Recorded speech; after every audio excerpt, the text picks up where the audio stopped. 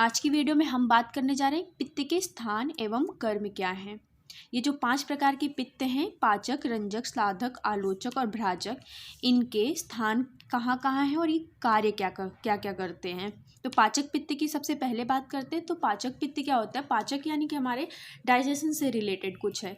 तो डाइजेस्टिव अग्नि जो है हमारी, पाचक अग्नि, पाचक पित्त कहते हैं उसको। इसका स्थान कहाँ होगा? इसका स्थान सुश्रुत ने बताया कि पक्वाशय और अमाशय के मध्य में रहती है, बीच में रहती है। कर्म क्या करेगी? कर्म भी उसी से रिलेटेड करेगी कुछ। तो जो हम चतुर्विध अन्न का सेवन करते हैं उसको ये डाइजेस्ट करती, पचाती है और दोष, रस, मूत्र को पृथक करती है।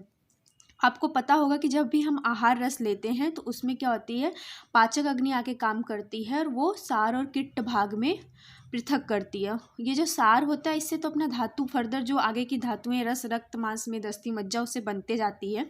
वहाँ पे धत्वाग्नि, पाचक अग्नि, इनका काम होता है। फिर आगे जाके किट्ट में हमारे जो दोष हैं, मूत्र है, मल है, वो बनते हैं।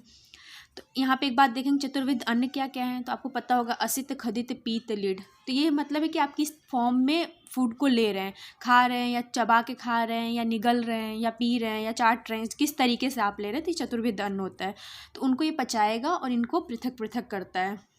और क्या करेगा?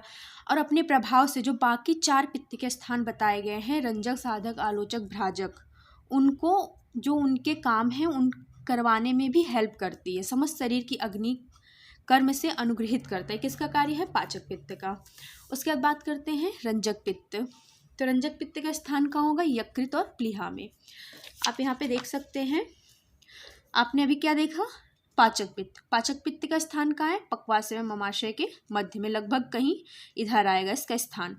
उसके बाद आपका रंजक पित्त का स्थान कहाँ आएगा? यकृत और प्लीहा में। तो ये लगभग इधर आएगा। अब इसके बाद इसके कार्य को देख लेते हैं। तो इसका कार्य क्या करेगा? रस का रंजन कर रक्त में परिवर्तित करता है। हमने आहार लिया, आहार से क्या हुआ? वहाँ पे हमारी पाचक अग्नि, पाचक पित्त काम किया और रस बना। सबसे पहली जो प्रथम धातु होती है रस धातु होती है, रस से रक्त बनती है। तो जो रस से रक्त बनती है वहाँ पे ये कौन सा पित्त आता है? रंजक पित्त। इस रस का रंजन करके वो रक्त में कन्वर्ट कर देता है। तो ये किसका काम है? रंजक पित्त का। ठीक है। उसके बाद आप बात करते हैं साधक पित्त का। साधक पित्त का स्थान कहाँ होगा? हृदय में। तो यहाँ पे आप देख सकते हैं साधक पित्त का स्थान लगभग यहाँ पे होगा, बॉडी में, इस एरिया में होगा साधक पित्त। ठीक है। उसके बाद कर्म क्या होगा? ये अभिलषित मनोरथ को साधता है। मतलब हम किसी भी चीज़ को चाहते हैं कि ये हमारा कार्य पूरा हो जाए, हमारे सोचने, समझने, बुद्धि, ये जो है इनका, ये कौन करवाता है? ये हमारा साधक पित्त कराता है। फिर बात करते हैं आलोचक पित्त। आलोचक, आलोचना, आलोचक, लोचन, इससे क्या समझते हैं? नेत्र से रिलेटेड कुछ बातें हो रही हैं।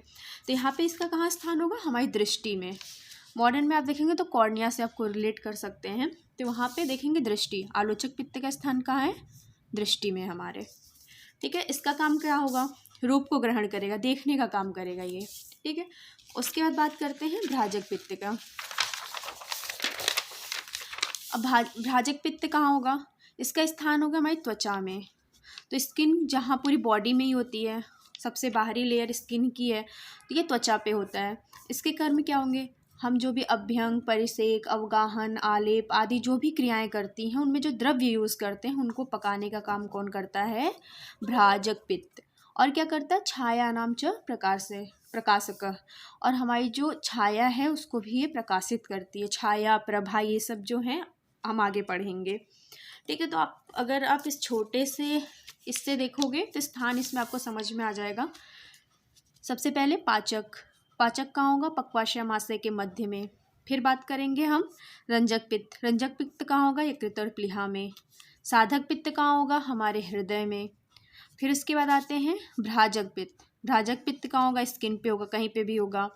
आलोचक पित्त कहाँ होगा? हमारी आँखों पे। अगर हम ऊपर से नीचे की तरफ चलें तो आलोचक होगा यहाँ पे कौन सा पित्त होगा? आलोचक। हार्ट में कौन सा होगा? साधक। यकृत और प्लीहा में क्या होगा? रंजक। ठीक है। और पक्वाशय और अमाशय के मध्य में क्या होगा? पाचक पित्त। ठीक। और भ्राजक पित्त हमारे स्किन पे होता है, यानी कि त्वचा पे होगा, उसी से रिलेटेड ये काम भी करेंगे। अब हम अपनी अगली वाली वीडियो में देखेंगे कफ के क्या कर्म है, उनके क्या स्थान है। इससे पहले हमने वात का स्थान और कर्म देख लिया है।